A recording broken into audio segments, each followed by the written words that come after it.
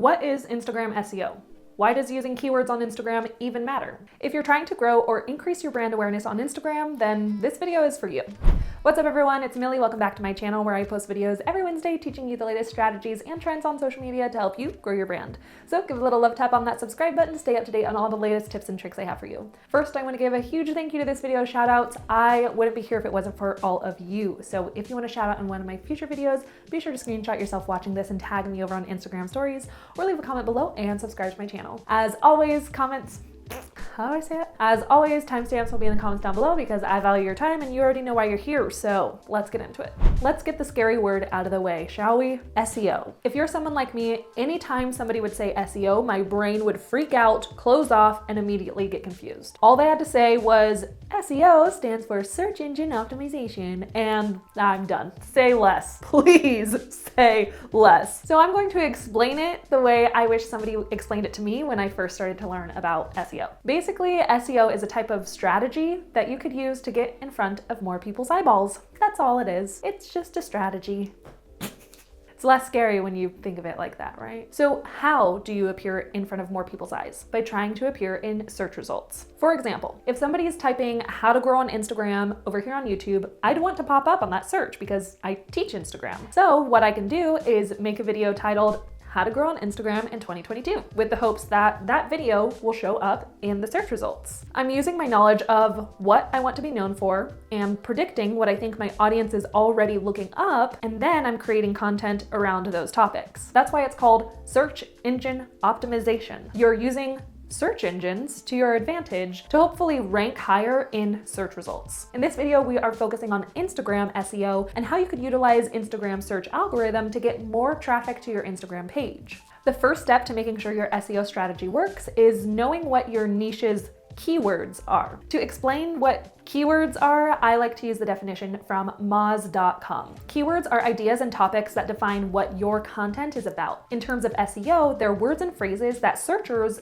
enter into search engines, also known as search queries, but we'll ignore that because that's another scary sounding phrase. So basically, keywords are words or phrases that searchers or your ideal audience is typing into other search engines like Google, YouTube, Pinterest, all the things. Let's continue to use me as an example. I know my target audience pretty well. When I think about them going to YouTube, Pinterest, or Google, or Instagram, they're probably typing in words like Instagram tips, Instagram reels, influencer tips, reels tips, make money online. That's probably what they're typing into the search bar. So then I make content around those things so that in the future, when they search those keywords or those key phrases, hopefully my results or my videos, my blog posts, my Instagram posts will appear in the top results. If you're like, well, how do I know what my niche keywords are? How do I figure out what keywords I should focus on or key phrases I should focus on? I use real search engines to help me and to guide me with what I should be focusing on. Figuring out these keywords doesn't have to be hard. Literally go to Pinterest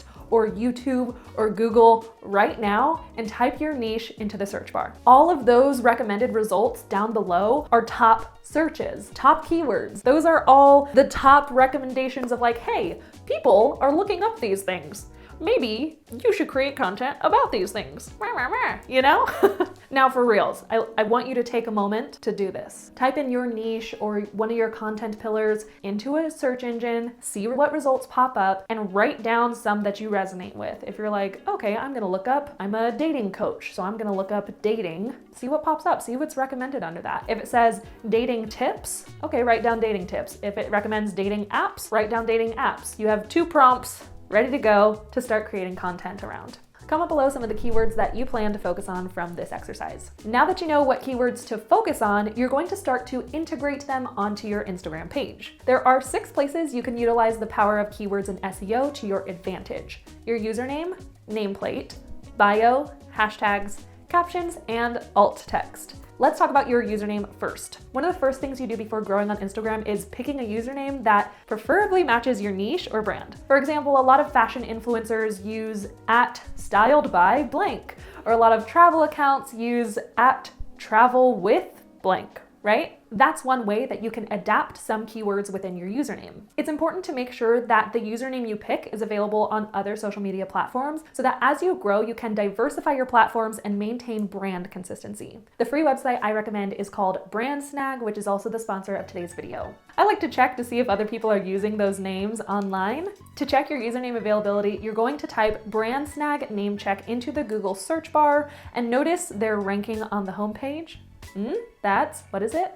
SEO. You're going to select this option here, type your username idea, and the results will show you which social media platforms that username is available on and which social media platforms that username is not available on. My go-to checks, I usually check to see if that username is available on Instagram, YouTube, TikTok, and Twitter. Those are really my 4 main priorities when checking username availability. You can use BrandSnag for free at brandsnag.com or through the link in the description box below. Now, of course, having keywords in your username will help you pop up for search results, but so will having these words in your nameplate and your bio. The bold part of your bio is what I like to call your nameplate. Some people call it your tagline or what have you, but I say nameplate, and that's the bold section. Putting keywords here actually helps people find you a lot easier. For example, if I want to find a tattoo artist in my area and I type in tattoo artist on the Instagram search, anybody who has those words, tattoo artist, in the nameplate of their profile will appear in my search results. So you want to ask yourself, how do I want people to find me? In my nameplate, I have influencer coach,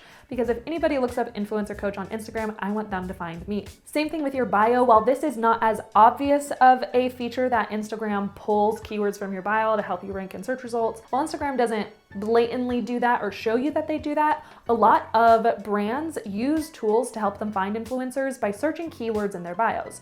For example, this company called Favicon, this is what it looks like on their back end, where brands can log in, check to find influencers in their area, so they could find people based off of keywords in their bio. They can look up San Diego as a keyword phrase, or they can look up fitness instructor as a keyword phrase to see what sort of terms are in the bio. That's a great way for brands to find you. Changing your username, nameplate, and bio alone is powerful. And here is proof. Here's screenshots from one of my students who had just joined my Instagram course, The Modern Influencer. And without doing anything in the course, the first thing she did was update these things: her username, bio, and nameplate. Just from these adjustments, she immediately started seeing traction on her Instagram account and Instagram page and started seeing followers. That's why it's important. I always say, don't skip the basics. The basics really build and create the roots for you to grow and blossom.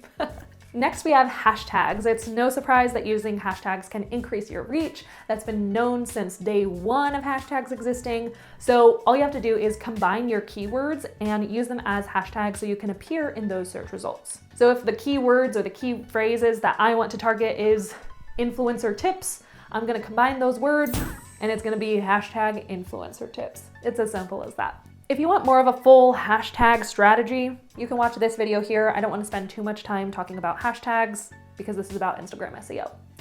Next is captions. I think this one will be a surprise to some of you because using keywords in your captions can increase reach alone. For example, if I go over to Instagram and I want to find any post or account that has to do with Instagram SEO, I'm going to go to the search bar and type Instagram SEO. Not as a hashtag, not as anything fancy, I'm just typing in that key phrase. The posts that pop up in the results will be a combination of posts that include the hashtag Instagram SEO, but also include the keywords Instagram SEO. For example, this post right here about my friend Taryn, the first thing that she has in the caption says Instagram SEO, and that's how she's able to rank on this page, is because she's using those keywords to her advantage instead of just using hashtags. You can see there's no hashtags in this post saying hashtag Instagram SEO, whereas in other posts, yes, they do use that hashtag, but you can still rank without needing those hashtags. Finally, we have alt text. What is that?